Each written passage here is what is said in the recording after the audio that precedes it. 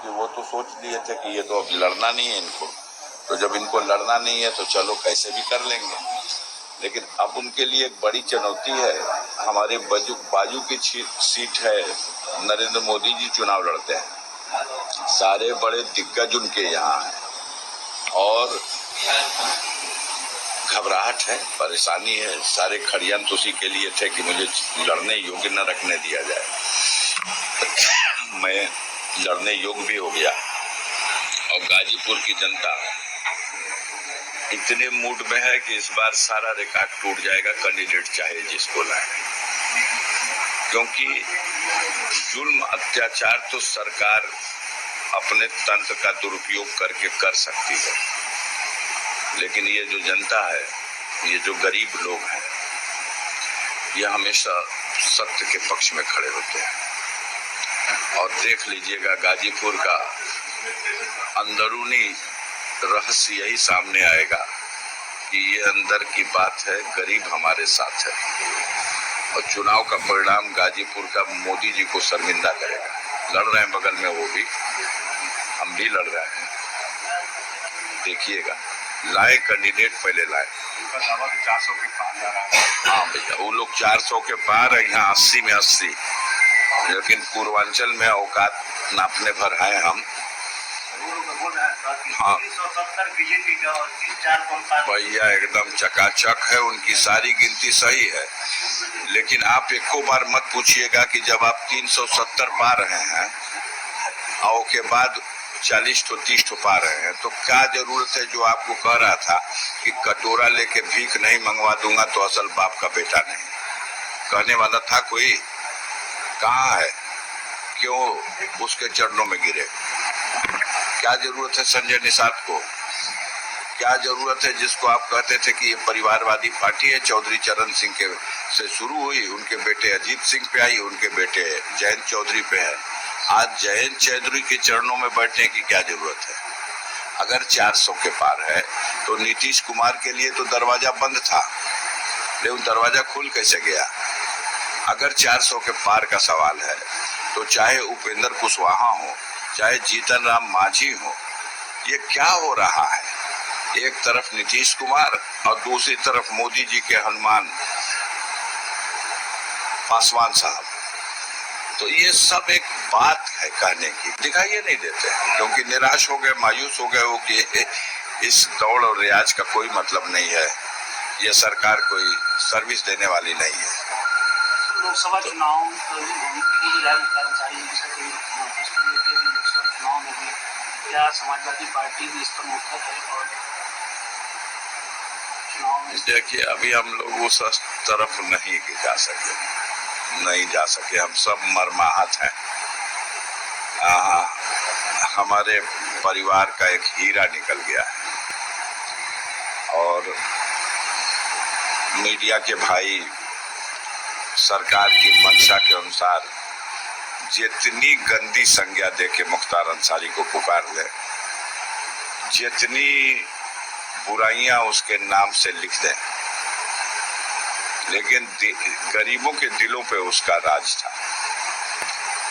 Murli Manohar Joshi Bharatiya Janata party के राष्ट्रीय अध्यक्ष रहे हैं, चोटी के बहुत बड़े नेता रहे हैं और बनारस की धरती पर मुख्तार अंसारी और मुरली मनोहर जोशी का लड़ाई हुई थी, बहुत मामूली से वोटों से। 2 विधानसभा में, रोहनिया विधानसभा और सेवापुरी विधानसभा, दोनों जगह मुख्तार जीते थे और मुरली मनोहर हारे थे।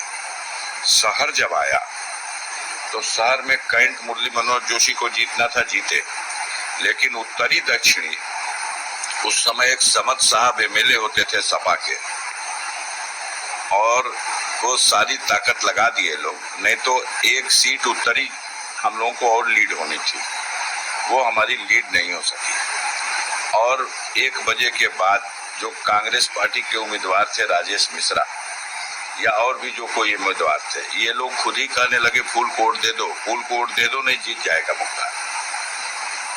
अब अगर लोकप्रिय नहीं था तो क्या उसका दबदबा था? जब वो जेल में है, वो जेल में लड़के लड़ा था, कोर्ट ने, हम लोगों के वकील ने दरखास्त दी तो कोर्ट ने कहा था कि आपने 10 दिन का पेरोल मांगा है, हम इसको 3 दिन के पेरोल देने पे विचार करेंगे, आप एप्लीकेशन दुरुस्त करिए। 3 दिन के पेरोल की एप्लीकेशन दी गई, तब उन्होंने कहा 2 दिन का।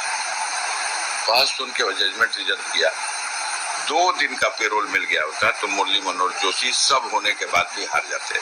हम लोगों ने रोड शो का मैप तैयार कर लिया था, किस तरह से उसको सिर्फ एक रोड शो करा देंगे 2 दिन में 5 विधानसभा में।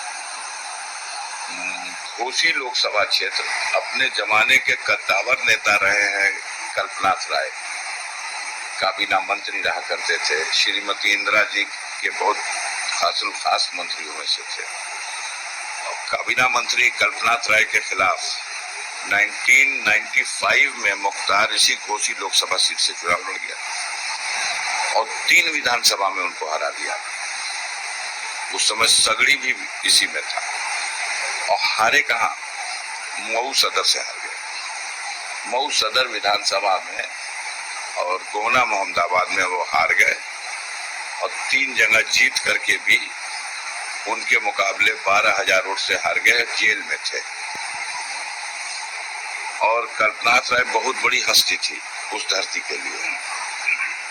तो इस तरह की स्थिति है। हम उसको कितना भी कीचड़ फेंकें, अगर हमारे कीचड़ फेंकने का उन मत देने वालों पे असर होता तो एक आदमी जेल में है और 4 बार विधानसभा का चुनाव जीत रहा है, पर्चा भरने भी नहीं आता, उसका एजेंट जाके जेलर से दस्तखत करा के पर्चा भरता है और जनता उसको वोट देके जिताती है। मत स्वीकार करे कोई, संज्ञा आप दे सकते हो। हम मानते हैं कि मुख्तार अंसारी को कोई शंकराचार्य नहीं मानेगा, लेकिन जितनी बदनामियां हैं उसकी कभी समीक्षा आपने नहीं की। अब तो वो दुनिया में नहीं है।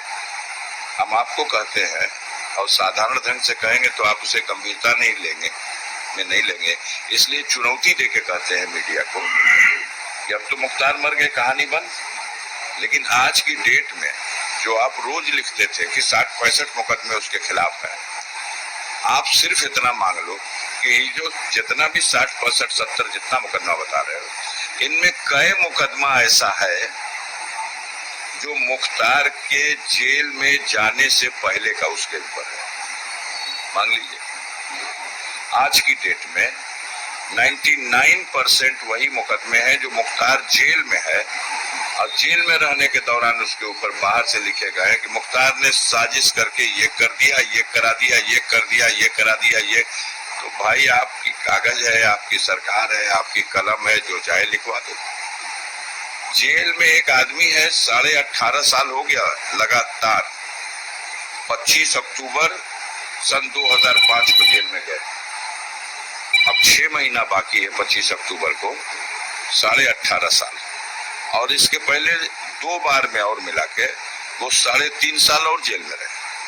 एक बार दिल्ली में टांडा का मुकदमा उनके ऊपर कायम हुआ, पंचकुला से उन्हें पकड़ा गया था और दिल्ली में टांडा में लाके बंद कर दिया गया था। 2.5 साल बंद रहे, जब टांडा खत्म हुआ तब भी निकल पाए। एक बार और, तो वो कुल मिला के अपने जीवन का 24 साल तो जेल में ही बिता दिए। 24 साल जेल में बिता दिया। अगर आप लोग सुबह से आए रहे होंगे तो आपको आभास हुआ होगा कि ये किसी रैली के लिए जुटाई गई भीड़ नहीं थी कि गाड़ी घोड़ा ट्रैक्टर और बस और खाने का पैकेट और किसी को सुविधा और किसी की ठेकेदार के माध्यम से बुलाया गया। सब अपने भागे चले आए हैं, धक्का खाए हैं, धक्का खा रहे हैं, लाठियां।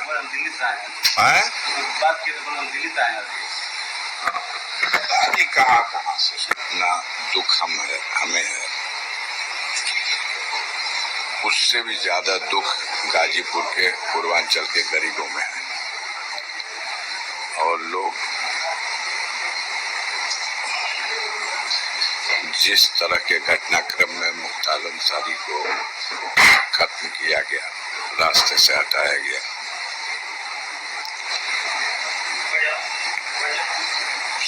समय आएगा तो आप देखिएगा पूरी तरह से हमारे पास पुख्ता सबूत है कि उनको जहर दे करके मारा गया है। दुर्दांत अपराधी को बचाने के लिए पूरी सरकार और उसकी मिशनरी इतना बड़ा षड्यंत्र कर सकती है? शर्म ही नहीं है। सब कुछ पटल पर है। सिर्फ एक बात पूछ लीजिएगा कि 26 तारीख को मुख्तार अंसारी को, जो न्यायिक अभिरक्षा में बांदा कारागार में थे, उनको मेडिकल कॉलेज क्या भेजा था? कोई सैर करने की तो जगह थी नहीं। सुपरिटेंडेंट कहते हैं हमने 2 बजे उनको भेज दिया क्योंकि हमें डॉक्टरों ने सलाह दिया। 3 डॉक्टरों के पैनल ने कहा कि इनकी हालत सीरियस है, इन्हें मेडिकल कॉलेज भेजा जाए। मेडिकल कॉलेज में उनको 3 बजे 3:30 बजे वहां एडमिट किया गया। हम लोगों को एक टेलीग्राम पुलिस के माध्यम से रात में 3 बजे के बाद थाने से आके दिया गया, रेडियोग्राम है कि आप तत्काल मेडिकल कॉलेज बांदा पहुंचिए, मुख्तार अंसारी की हालत चिंताजनक है और उन्हें मेडिकल कॉलेज में सुपरिटेंडेंट जेल में भर्ती कराया। हम लोग गए वहां, वो जेल में हॉस्पिटल में भर्ती थे। उनसे मिलने का बहुत मुश्किल के बाद 5 मिनट का मौका दिया गया और 5 मिनट की मुलाकात में पहली बात उन्होंने कही, उन्होंने पहले से भी मालूम था और उस दिन भी पहली बात यही कही कि भैया ये जहर जो हमको खिला दिए हैं सब, उसका असर इतना बढ़ता जा रहा है कि हम मूर्छित हो जा रहे हैं और मुझे बहुत बेचैनी है, मेरा पेट में इतनी गैस बन रही है और शरीर की शक्ति खत्म हो गई है, दर्द बहुत है। आज रात में मैं बहुत देर तक, हमें याद नहीं है, बेहोश हो गया था। ये लोग उसी अवस्था में मुझे हॉस्पिटल शिफ्ट कर दिए। यहाँ आने के बाद जब ट्रीटमेंट शुरू हुआ, ऑक्सीजन लगी और ये सब, तो मैं होश में आया। हमने डॉक्टर से पूछा कि कैसे, कौन इलाज कर रहा है, तो 2 लोग तो वो मेरे सामने लाए गए जो फार्मासिस्ट थे और एक डॉक्टर जो आए, उन्होंने बताया कि मैं सर्जन, हार्निया का सर्जन। हमने कहा मुख्तार अंसारी के केस में क्या है? कह देखिए इनके, मैं एक सर्जन हूँ और सर्जन की हैसियत से मैं ये कह रहा हूँ कि इनका कोई सर्जरी का केस नहीं है। तो उसने अपनी बात ढकी अंदाज में कह दिया। मैंने कहा प्रिंसिपल साहब से बात करा दीजिए, मुलाकात करा दीजिए। बताया गया 10 मिनट बाद प्रिंसिपल साहब मिल लेंगे। 10 मिनट बाद कह दिया गया प्रिंसिपल साहब, मेडिकल कॉलेज के प्रिंसिपल, मिलेंगे नहीं, फोन पे बात करेंगे। उनका फोन पे बात करा दिया। 10 मिनट बाद फिर कह दिया गया कि नहीं, फोन पे भी बात नहीं कर सकते। तो हमने कहा कि तो ठीक है, टेलीफोन नंबर उनका दे दीजिए। बताया गया कि नहीं, वर्जित है, यहाँ किसी का टेलीफोन नंबर कहीं किसी को नहीं दिया सकता। हमने कहा मेडिकल ऑफिसर है, मैं एक रिस्पॉन्सिबल पर्सन हूँ। हम लोगों को डायरी में लिख करके सूचना आयोग पूरे प्रदेश और देश भर के सारे अधिकारियों का नंबर खुद ही छाप के देता है और ये कौन सी गोपनीय चीज है कि वो अपना नंबर नहीं दे सकते। हम अगर चले जाए, मुलाकात का समय पूरा हो गया, तो हम बाद में ही उनसे पूछ लेंगे कि खैरियत क्या है मेरे भाई की। तो उन्होंने कहा सर नंबर नहीं दे सकते, हम लोगों को प्रतिबंधित किया गया। फिर हमने कहा कि एक रिक्वेस्ट मेरी है कि अगर आपके काबू करना हो तो समय रहते इसको कहीं रिफर कर दीजिएगा जहां इसका इलाज हो जाए। तो उन्होंने कहा कि हम उम्मीद करते हैं कि 3-4 दिन में हम इनको नियंत्रण में कर लेंगे, मतलब इनकी जो अस्वस्थता है उसको हम काबू में कर लेंगे। हमने कहा ठीक है डॉक्टर साहब, आप कर लीजिए, हम संतुष्ट हैं, लेकिन अगर आपको आभास हो कि अब मेरे हाथ से निकल रहा तो समय रहते हुए कहीं रिफर करिएगा, ऐसा ना हो कि आप ऐसे समय रेफर करें कि कहीं कोई जाके भी कुछ न लाभ मिले। तो उन्होंने कहा कि ठीक है, हम आपकी बात समझ गए। मैं मिल के वहां से आ रहा हूं और 2 घंटे के अंदर उस डॉक्टर से लिखवाया गया कि ये मरीज फिट है। जांच के नाम पर एक्सरे और अल्ट्रासाउंड, न लीवर का टेस्ट हुआ, न आमाशय का टेस्ट हुआ। जहर कहाँ लक्षण मिलेगा? 2 ही जगह है, कोई टेस्ट नहीं। और न टेस्ट किया, कोई बात नहीं। एक मरीज आ रहा, उसको आईसीयू में रखते हैं आप, उसको किसी उंगली में ऑक्सीजन लगा है, किसी में नाक में वो, और कहा उसी दिन 11 घंटे के बाद वो बिल्कुल फिट है और उसी जेल में वापस गया है।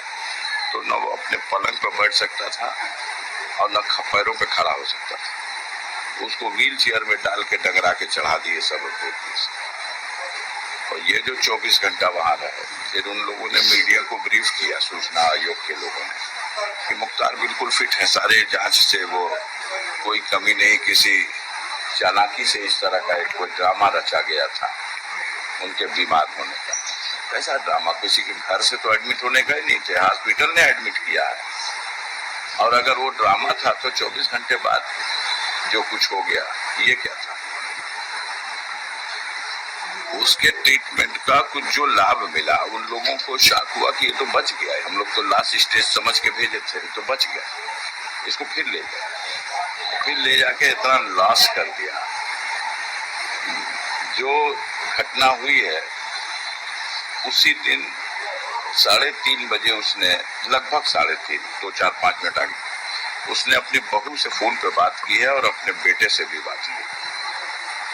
आप उसकी आवाज देख लीजिए क्या है। ये नाटक है। और उसी आवाज में वो कह भी रहा है कि मेरी बॉडी मेरा साथ छोड़ रही है बेटा, मैं बैठने उठने लायक भी नहीं रह गया, मुझे बेहोशी आ जा रही है। कुछ देर बेहोश हो जाता था, फिर होश में आता था, और उसको नाटक माना जा रहा है। जब वो मुंह से खून फेंक दे रहा और मर जा रहा, तो उसको आप ले जा करके हॉस्पिटल में नाटक करके फोर्स चारों तरफ लगा के और कि इलाज हम कर रहे हैं, और उसको घोषित करा रहे हैं कि हार्ट अटैक हो गया। कहीं अगर भगवान है तो हम आप देखें या न देखें, वो तो देख रहा है कि कितनी निर्दय होकर के इन लोगों ने उस व्यक्ति को, वो हट्टा खट्टा गुड पर्सनालिटी का आदमी हो, मुझसे 10 साल छोटा है, मैं उसका 10 साल बड़ा, मेरे सामने